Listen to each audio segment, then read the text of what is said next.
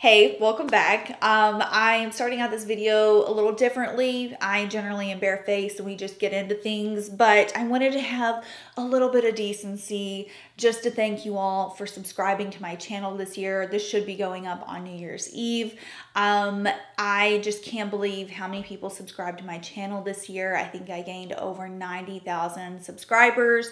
That is like insane for me. I have been doing videos for over 7 years now, and just the support this year has been unreal. So I just wanted to thank you properly.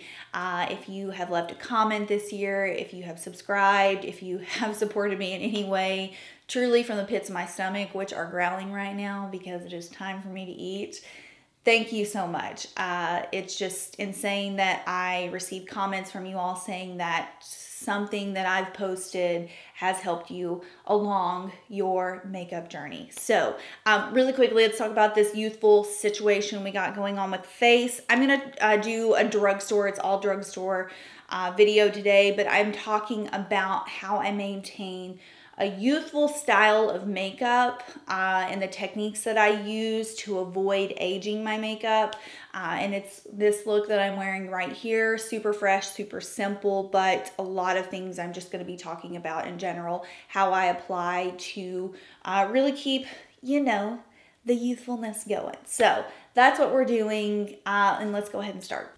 Okay, I have just prepped my skin with a little bit of moisturizer. I don't know what is going on with my skin. It's in this weird state where I actually have breakouts going on my forehead, but the rest of my skin is just this radiant, glowing. I don't know. I just woke up and this glow was coming through. I've been using a combination of this line from H2O. It's the Hydration Oasis line. It's new. And then also the Fresh Black Tea Kombucha line.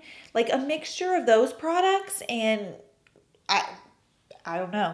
My point is that I feel like my skin is prepped. It's ready to go. I really just wanted a nice hydrated base. So I'm going to do, this is just going to be a drugstore look, but I wanted to kind of talk about how I maintain like a very youthful look with my products, how I use different techniques and different products in general, just to lean more towards a look that A, is super youthful, and B, something that I don't have to check up on during the day, something that I know that's going to be flattering and just ultimately, you know, make me look like my best self. So this is a product I've seen every time I go to Ulta, and I actually bought it for a friend of mine because she's really into tinted moisturizers, but I don't know why I haven't bought it for myself up until last week. I picked this up, and it's the NYX Bear With Me Tinted Skin Veil. I mean, the name alone, Tinted Skin Veil, that's just me and a product. So this is what I'm going to be using as my base today, and like the name says, it is more of like a tinted moisturizer product. I have actually only used this with my hands. I don't know why I haven't used it with a brush yet, but I'm really loving the results of it. And the reason that I always opt for something that is lighter coverage when it comes to my base is because I firmly believe in, I don't want to call this my method because I know that a lot of makeup artists use this method. I know that it's not anything revolutionary, but I opt for a lighter base, and then I always go in, if I want more coverage, I always go in with a little bit of a heavier concealer. And if I had my own makeup line, that is how I would design the products to be, ultimately, because you just have so much more control over your coverage level when you have a nice soft even base, and then you can kind of just control with a fuller coverage targeted product where you need that extra coverage. I need to come up with like a name for this method since I talk about it so frequently in videos, but a lot of you have heard me say use something that's lighter weight. Use something with a little less pigment for your base so you have that nice fresh type of look. And then if you have any scarring, rosacea, melasma, acne, allow a higher coverage concealer to conceal that.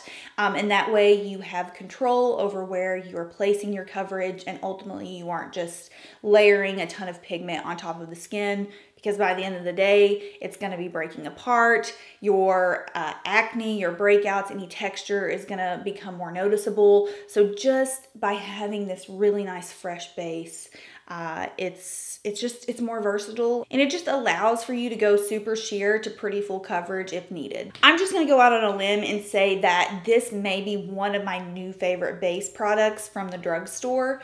I have worn this every single day I've worn it. I have loved the way that my skin has looked. One day I wore it and didn't even set it with powder, and every time I looked in the mirror, it just looked like a better version of my skin. It held up so beautifully. It looked, so radiant. I actually got a compliment on it from a few people that work at the gym that I go to. I don't know. Unfortunately, the shade range sucks. It comes in like 5 shades. I feel like when I do drugstore videos, it's a double-edged sword because 50% of people love drugstore videos. They love the affordability of the products, and then 50% of people are upset because they can't find their shade. They can't find a shade light enough or dark enough or anything to fit their undertone. And unfortunately, this line is so limited, at least in my Ulta. There were only 5 shades to pick from. It pretty much went from pretty fair to this shade, which is like a light medium, and then I think there were 3 other colors. I don't know when brands are going to catch on, but until then I am trying my best. This little guy was new at Ulta, and I thought it would pair perfectly with the NYX Veil. It's the Born to Glow concealer by NYX as well. I got mine in number 4, light ivory. The way I like to apply my concealer, this is kind of falling back into like how I use like a very youthful technique to apply my products. I like to place the concealer on the back of my hand no matter what type I'm using, and then I use a pretty nice kind of fluffy diffuse brush to apply this. This brush is by Complex Culture. They sent me a set of their brushes. I had never heard of them. I had never used their products before. This is the first time I'm actually using this brush. But they seem so beautifully made. And so I just like to very lightly diffuse this out as opposed to packing it on, as opposed to using a sponge. This is just really a nice way of getting everything blended and diffused. It's very layerable as well. I'm just so infatuated with the way that this, not only the skin veil looks, but the way that it feels. It doesn't feel tacky on the skin. One thing with my Neutrogena Hydro Boost, I do definitely have to set that because it is more of like a gel texture. But this veil, it's like it almost dries down to like a veil type of finish. I don't know. I have been very impressed with it lately. So let's move into bronzing the skin up here. I'm going to take a little bit of my Physicians Formula Sculpting Bronzer. This one is in Toffee, and I'm very lightly going to give my skin a bit of color here. So I'm using a stippler brush. This is from that Smashbox line that I use all the time. It's literally called the Stippling Foundation Brush.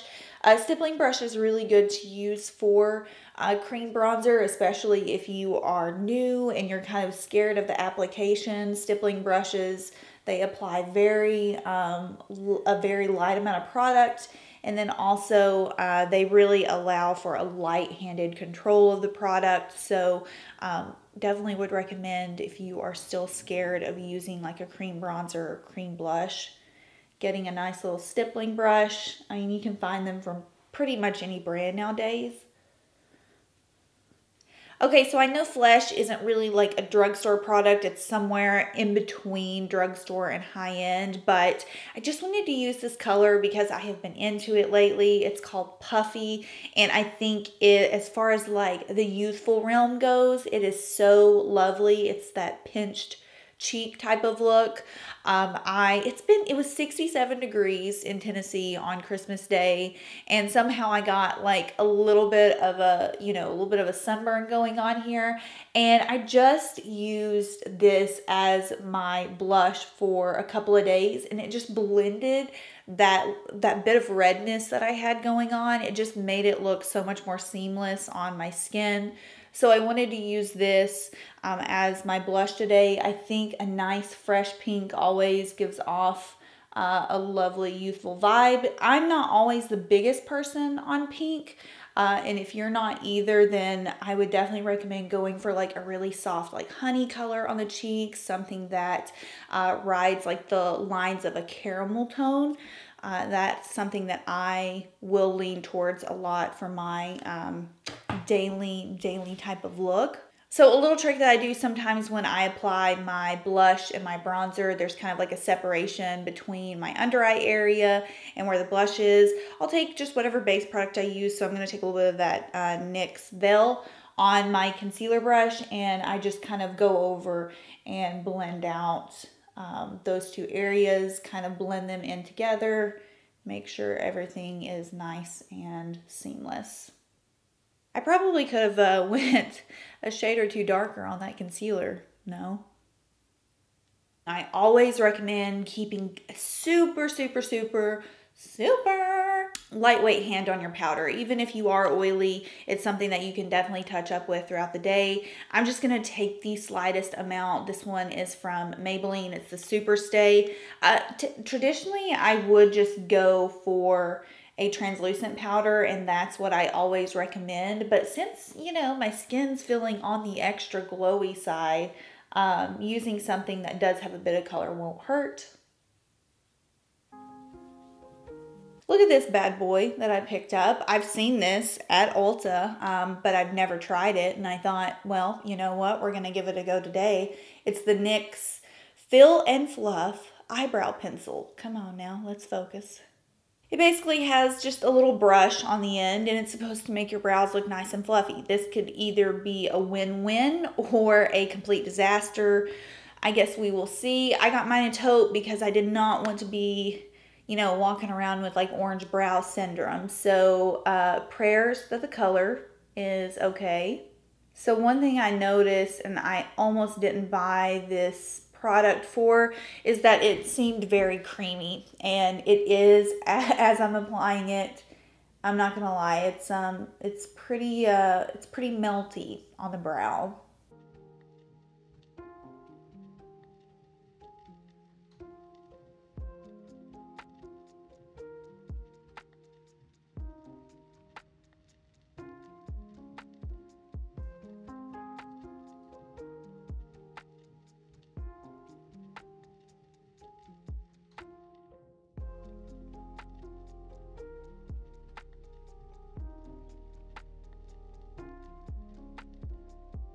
You know what? I do like the brush on this. I do think it gives a nice like pillowy effect to the brows.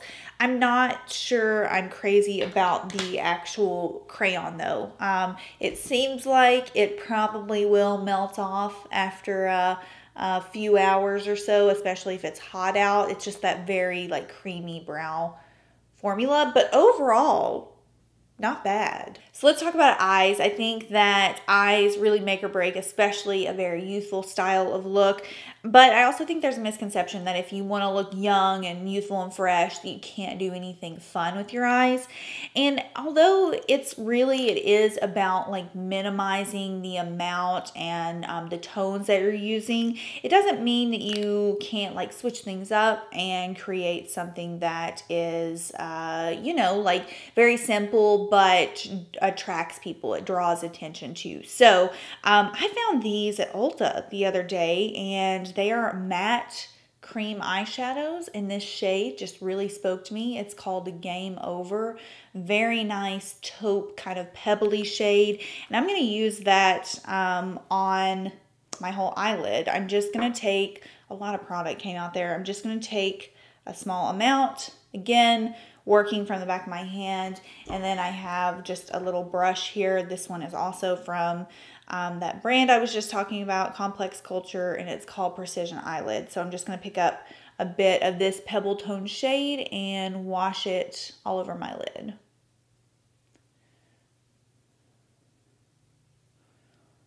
Very nice. This color-wise is almost an identical dupe for Laura Mercier's Au Naturel Caviar Stick, and also Bobbi Brown Sandstone. That's one that I used to use back in the day a lot. lovely kind of like nude pebble color. And these seem to be drying down, which is a good sign, but not in such a way that really dries out the eyelids. So, should I invest in more of these?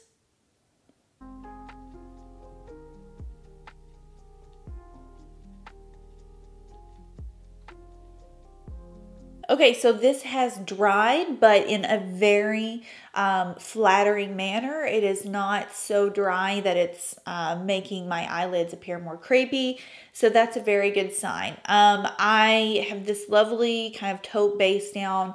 Now I'm going to make my inner corners pop. I picked up these are ones that you all have been asking me to try forever, and I swatched them in store and I just know the consistency is not there as far as a caviar stick goes, but I wanted to start out with a basic one just to give it a good test run. And this is the Ulta Cream and Eyeshadow Liner, and this is just like there's not a name on it unfortunately, but it's the, you know, just like the nice little champagne tone here, and I'm going to use that on my inner corner to brighten. Brightening really does add, again, that nice youthful effect to the eye without having to really like put a lot of effort into it.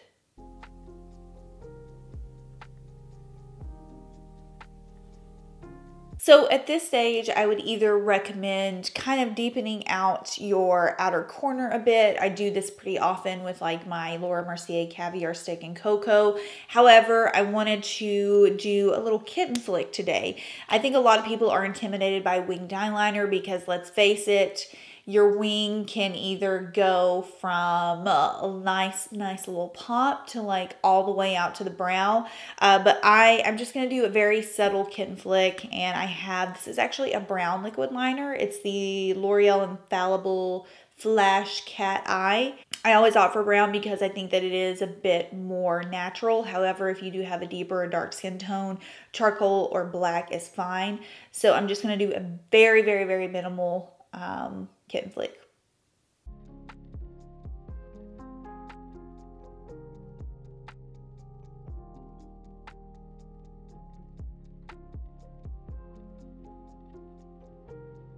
So with having hooded eyelids, one thing that I very much do avoid is carrying my winged liner all the way into my inner corner. A lot of people don't realize as long as you keep your line very close to the lash line, you can kind of stop midway. This keeps your liner from transferring onto your lid. And ultimately, I think that it just, in the end, creates a softer look. So I only carry mine in about halfway, and then I'm good to go. I've got my nice little flick here. Not overwhelming, but it adds so much to the eyes. For mascara, I'm just using a little bit of my Covergirl Exhibitionist. This is the black brown color. This is something that I do just for the heck of it sometimes to add a little bit of flair to the ends of my eyes. I'll take these Ardell Wispie clusters. They're just little cluster lashes. Very pretty, I shouldn't say very, but they're pretty easy to apply. So sometimes I'll just apply one to the outer corner. Sometimes I'll apply two, but just by adding like a little bit of like this clustered effect to the end of the eyes. So one thing that I just firmly believe in is that a nice balmy or glossy lip adds so much to a look. I think that matte lips, they can be gorgeous. There's a time and a place for it, but ultimately matte just translates to a little bit more of like a mature type of look. So if I'm trying to look my freshest, my most youthful self, I'm always going to go for a lip balm, something that is on the really nice hydrating glossy side. So that's what I'm going to do today. I'm going to use this guy from Loreal. This is a shade that I have not tried, but I have tried this particular product before. It's the Color Riche Plump and Shine lip product, and this looks super bright in the tube. It's actually very sheer. It's called Watermelon Plump, and I'm just going to apply this first, and then I'm going to just detail my lips with a bit of liner, and it's going to look nice and healthy and juicy. We just love a good, what I like to call a balmy lip. This is a really gorgeous shade. I am going to outline just a little bit with a liner. This is a pretty bright liner, but it's the only thing color-wise I could match up to this Watermelon Plump shade. So what I'm going to do is I'm going to line my lips and then I'm going to diffuse it out so we don't have a harsh lined edge going on. These Plump and Shines really are lovely because they do plump the lips. You can actually feel this mintiness going through the lips, so they give you a really nice like full pout. I think they are really divine. I wish the color selection was a little bit better. I only have this one and the coconut one, which is the nude one. Would 10 out of 10 recommend if you are more of a nude lip person, but I think that a fresh kind of juicy like bitten lip like this, All right, so I think we are good. This is pretty much the overall style, technique, type of products that I will use when leaning towards my most youthful type of look. I hope you all enjoyed this video. All products are going to be listed down below. Let me know what you want to see in upcoming videos for 2020, and I will see y'all in the new year. Bye.